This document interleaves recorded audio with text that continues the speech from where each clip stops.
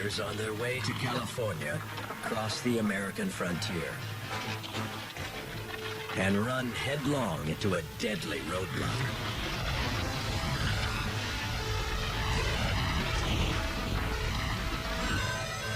A trap 200 million years in the making. That for one infamous group will end in horror. An epic tragedy with surprising roots in big history. We think of history as a timeline, a series of events stretching a few thousand years into the past. It's time to think bigger. Instead of a line, imagine a web of infinite connections, interacting over billions of years, linked together to create everything we've ever known. Our universe, our planet, and us. When we consider our most epic moments through the lens of science, we unleash a revolutionary new idea.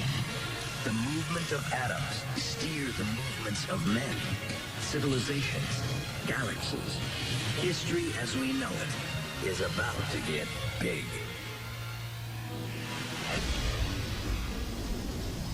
America is growing. And in a great migration across the continent, thousands brave an arduous trek west in search of land and prosperity. Most will succeed, but not all.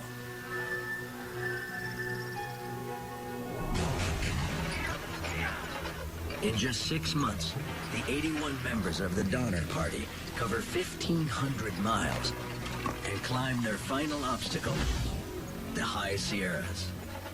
We imagine migrants and their wagon trains and so on heading off in that direction, looking at what's coming. This terrifying barrier.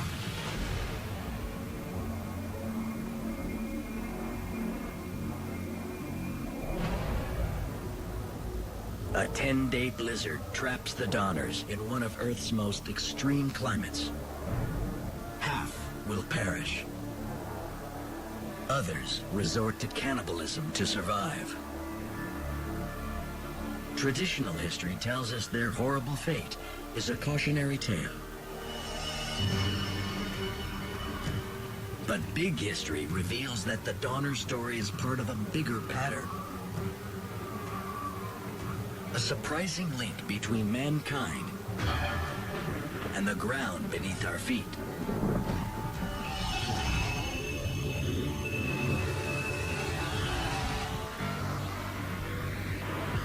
Because of their thin air, freezing temperatures, and perilous terrain, mountains are nature's barriers. A single range can stretch more than 4,000 miles. And the highest peaks on Earth reach 6 miles into the sky. Big history connects these barriers to the global migration of mankind.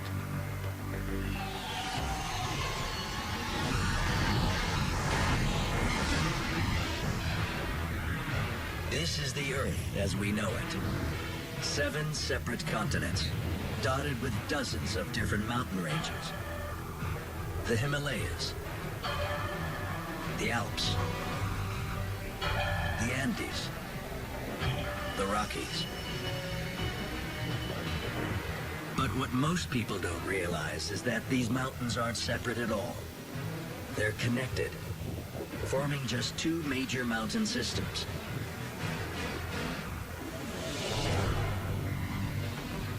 In the east is the Alpine Belt. One gigantic system stretching across all of Europe and Asia. It runs from the Apennines to the Alps to the Balkans through Turkey, right on through to the Great Himalayan Range. Its origin, 70 million years ago. A monumental collision of the Earth's tectonic plates. The south crashing into the north. Africa and India were moving from the south and gradually heading north and colliding with Eurasia. This led to this great Alpine mountain range. The Alpine belt may contain the highest peaks,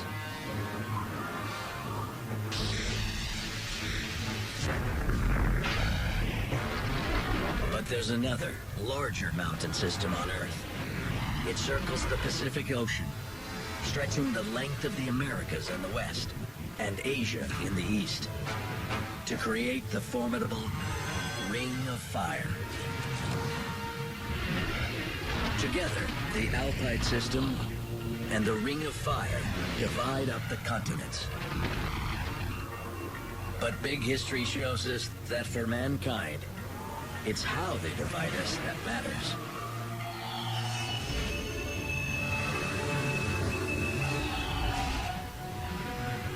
As humans look for places to settle around the planet, the prime spots sit within the east-west temperate zone, where crops and animals thrive. Human migration tends to run east-west. The length of the days remains the same. The temperature tends to remain about the same. The rainfall tends to be pretty consistent. That means that whatever you were growing in one place will probably transfer. In Europe and Asia, the Alpine belt runs east-west, so people here can migrate unobstructed alongside the mountains to reach new farmlands. Not so on the other side of the world. The amazing thing about the Ring of Fire is that it's a north-south system, instead of an east-west system like the Alpine belt. North-south mountains are a roadblock. They cut people off from desirable land on the other side and make it harder for mankind to move around. In North America, pioneers face a series of massive obstacles as they settle the West. First, the Appalachians. 1,000 miles later, the Rockies. And after that, the Sierras. These ranges run north to south. They block the way. So for settlers like the Donner Party, crossing them is dangerous, but unavoidable. And the mountains that divide the Earth also separate us from each other and even bring us to war. Big History connects forward to Eastern Europe.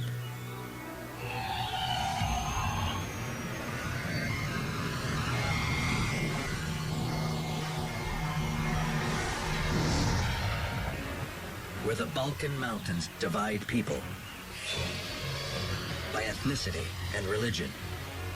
There always has been a lot of conflict in the Balkans. It's this place that's always boiling with tensions, and it's even a word we have, to balkanize, means to kind of separate into little pockets. You end up balkanized.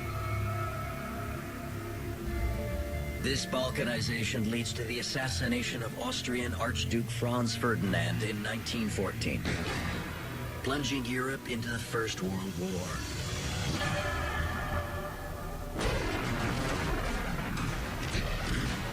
It's a phenomenon that we see wherever mountains divide us.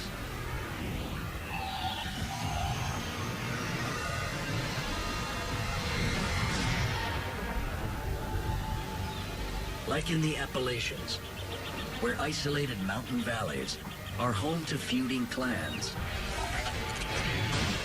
like the Hatfields and McCoys. The chain of Appalachians certainly set up very independent clans and families.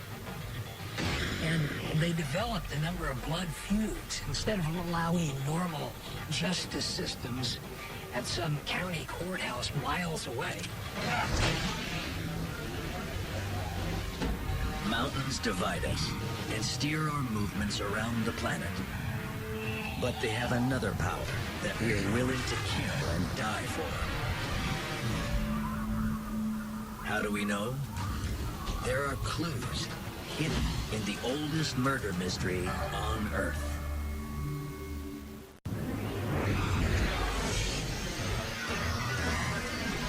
Big History reveals how mountains steer the movements of man.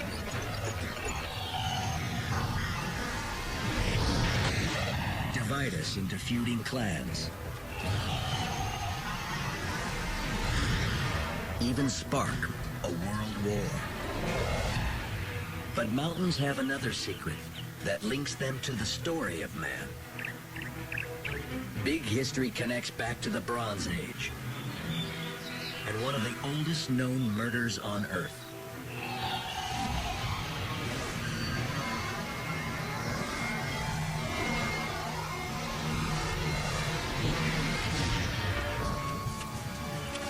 High in the Alps, a young man takes his final steps.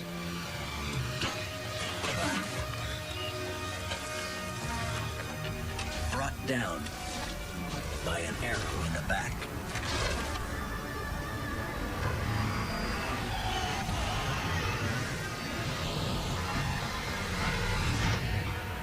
"5,300 years later, in 1991, his frozen body emerges from a melting glacier.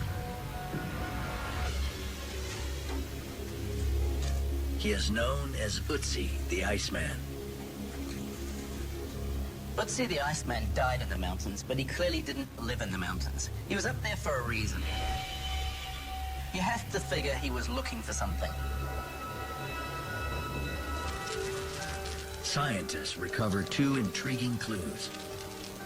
His axe blade, made almost entirely of pure copper, and arsenic residue in his hair.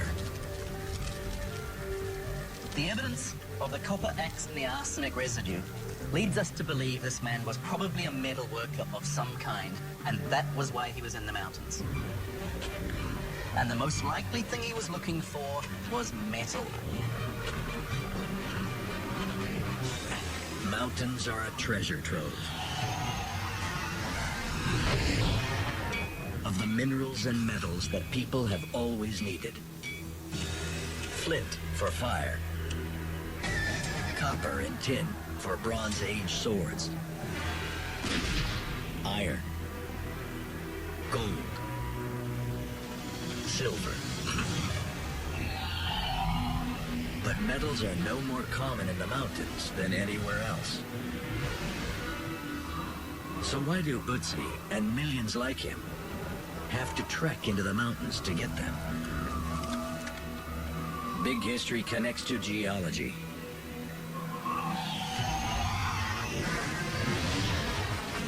Minerals are often miles deep, buried under sediments that piled up over millions of years. Early man has no way to dig that deep. But mountains do.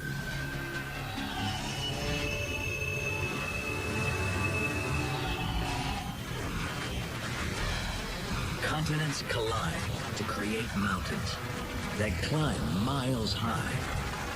Then, erosion bulldozes the outer layers of Earth and exposes the prize. Mountains pretty much do excavation for us.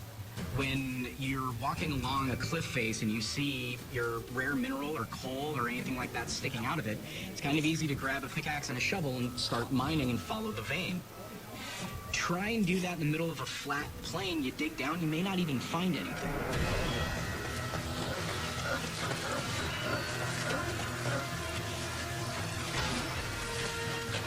Bronze Age men like Ötzi will be among the first to die for these riches.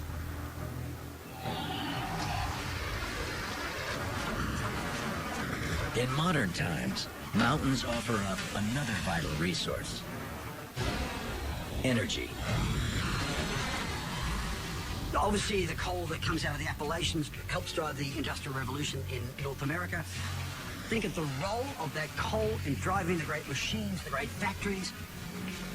Without that coal itself, a product of mountain building, we may not have had industrialization.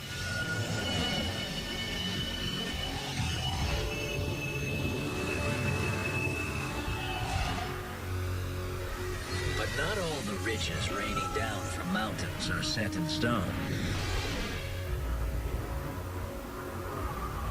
Big history reveals how height and gravity work together to make mountains into water towers.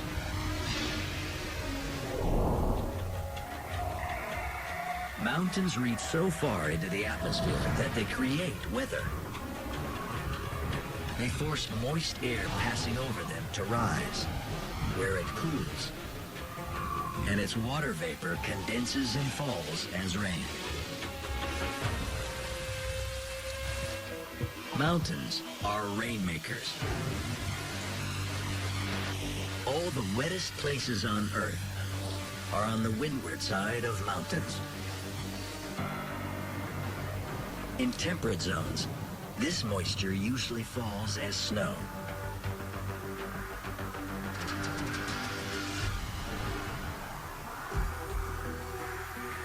In the growing season, that water is then slowly melted away, where it feeds into the world's biggest river systems.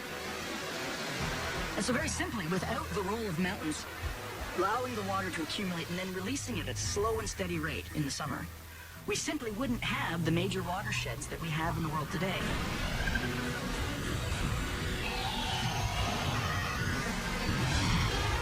So if mountains are so vital, what would the Earth be like without them? There's a sign hidden in the place where mountains are born. A place where few men have ever gone.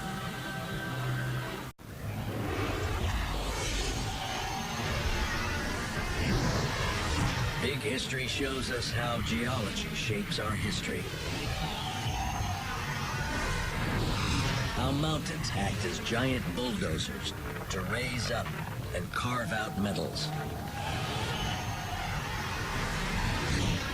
And as giant blenders that churn the atmosphere to water the planet.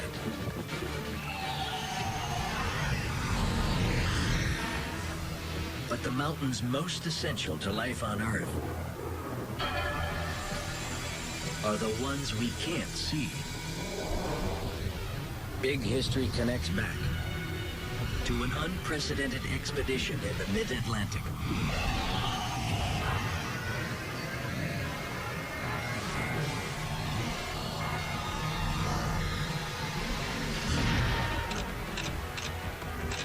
It's the age of the first transatlantic telegraph, and a British ship surveys the ocean floor. HMS Challenger was looking for a good route to lay a cable across the Atlantic, and they came across something quite unexpected. A massive mountain range under the ocean. The entire length of the Atlantic Ocean. We call it now the Mid-Atlantic Ridge. This 10,000-mile stretch of constant earthquakes, volcanoes, and spewing vents is not just a mountain range. It's a mountain factory.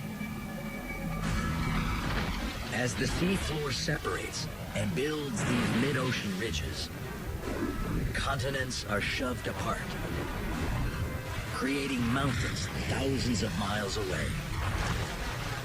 Here are the processes that drive plate tectonics. These same mountain ranges are driving great parts of the crust of the Earth to move and to create eventually other mountain ranges. Without this factory constantly building new mountains, our existing mountains would slowly erode away, turning Earth into a nightmare planet. If there were no mountains on Earth, the entire planet would be radically different than what we know today. Imagine no wind breaks, so wind just continually speeds up. Whirlwinds, gigantic tornadoes, cyclones. It would be completely uninhabitable, completely unlivable. Underwater, the intense heat rising from the Earth's molten interior gushes out through black smokers, creating a hellish soup of broiling chemicals that billions of years ago may have created life. Here's where early forms of bacteria appeared, feeding off the energy and the heat that was coming out of these volcanic eruptions. Here, we think the first life on Earth appeared, beside these great undersea mountain ranges. we've seen the power of mountains as barriers that separate us, bulldozers that bring us riches, sources of water,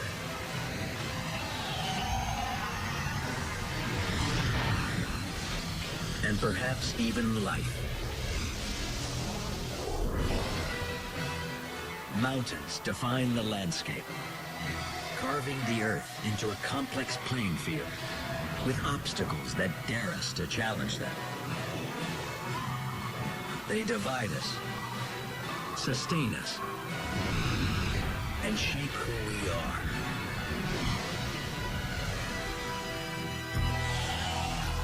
But the story of mountains is just the beginning. There's a much bigger puzzle hidden in big history. Each episode unlocks a clue. Things like water, meteors, and the sun hold the key. Watch them all, and you'll see this grand mystery revealed. The big history of time, of space. The big history of us.